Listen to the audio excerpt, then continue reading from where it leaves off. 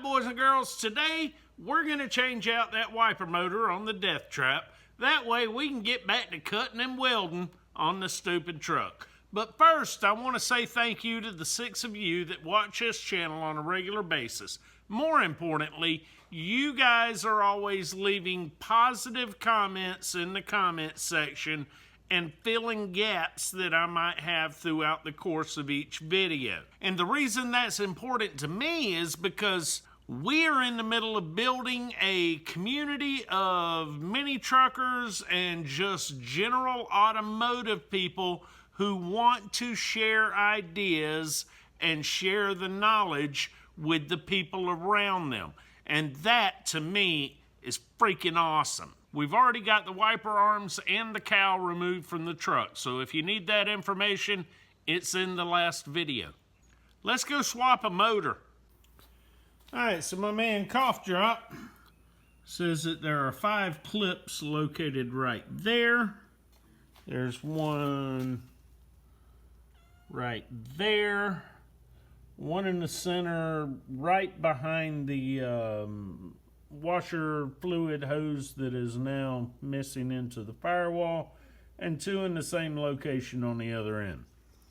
And according to him, you can just reach up in there and pick it up with your hands.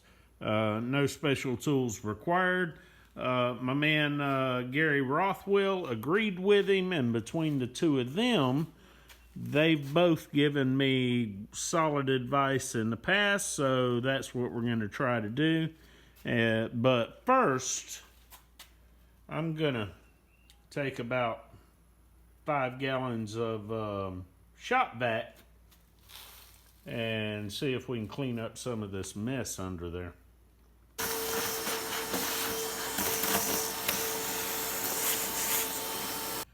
Alright, we've already got our wiring harness disconnected, and there are 3 bolts right there, and right there that hold this to the truck. Now, when we get to the point that we're going to start taking bolts out, we're going to start with the bottom one, which is the ground, I believe. And the reason we're going to do that is because it's the one that is least accessible, and you don't want to take out that bottom bolt while the weight of the motor, you're having to support that. But there are a couple of things we have to take into consideration before we get to that point. First and foremost, we got to do something with this linkage here and the bracket and all that before we can get started on removing the bolts from the wiper motor. Now, this bracket, depending on whether or not you need this bracket right here, this arm can be popped off that bracket with a stout screwdriver. Plus, you'll decrease the risk of stripping the gears inside here by, I'll show you what I mean. Now, I need this bracket to stay on the truck so that whenever we put the other motor on, the bracket's available to go right on the other motor. Now, if you intend to take this bracket off the motor, you need to grab a pair of channel locks, hold the other side of the bracket, other end, because these nuts are usually on there pretty tight. This is a 13 millimeter nut. Let's see, did it break loose? Yes, it did. So now it's just a matter of, that ain't gonna work. Get the nut off the post, and then you're probably gonna have to work the bracket off the post and possibly use a screwdriver on one side with your pressure on the other. I don't know why I still got the channel locks in place. Alright, so we got that loose. We're going to go ahead and take a screwdriver. Ooh. Yay. There it goes. So we're going to put it behind it and then pull out on this side. And then put it behind that side and pull out there and just work that bad boy off. Now we can take the bolts out under the hood and pull that motor. Now I just realized I never told you exactly why you need a pair of channel locks to do this with. And the reason is that nut is so tight on there. If you just pull it with a ratchet or a large wrench or whatever, there is a possibility you're going to rotate that post before it breaks loose, and then you're going to find yourself in a position where the motor you plan to use now has stripped gears. I've done that. Now in this case, the motor that's coming off the truck runs perfectly fine. It just don't stop at all. So I have a project in mind that motor might work for, so we're gonna hang on to that motor. I don't need it to have stripped gears, and that's the purpose behind these channel locks.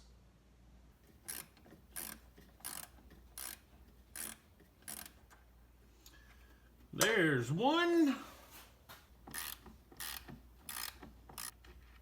There's two.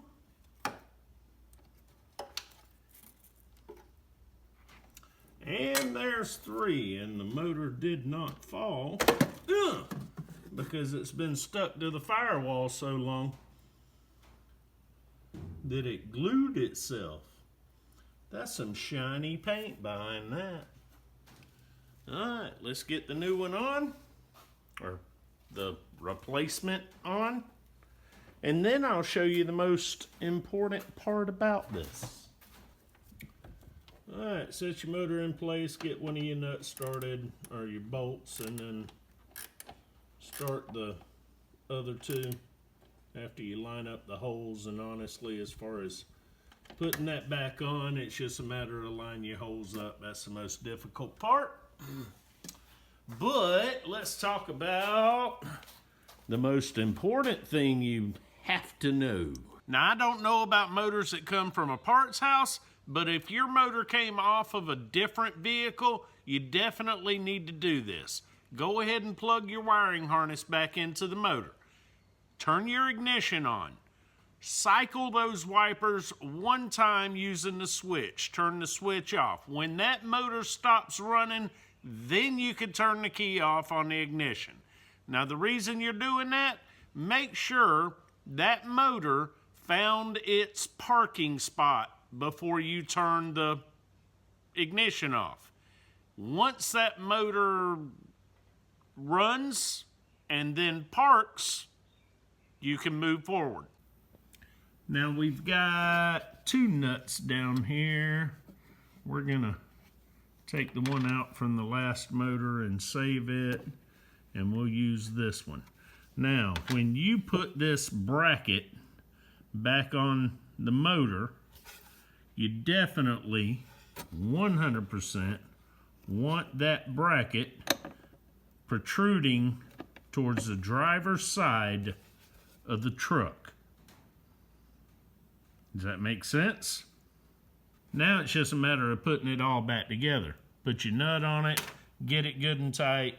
Probably need to use a pair of channel locks on the bracket again. That way you get it tight enough and put everything back together.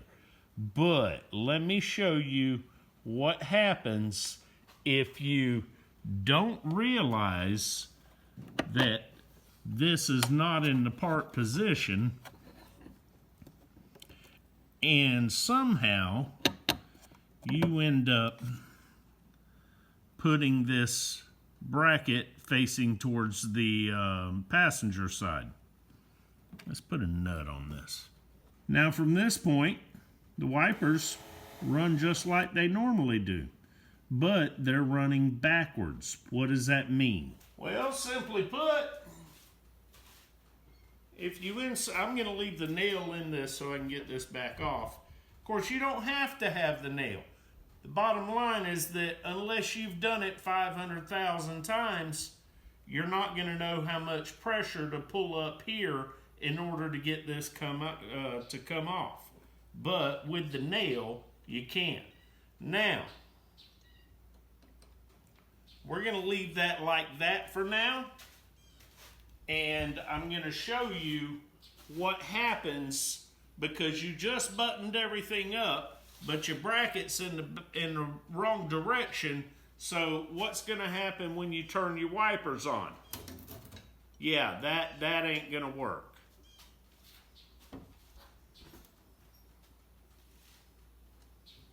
And now I got pressure. There we go. All right, so we're going to pull that up.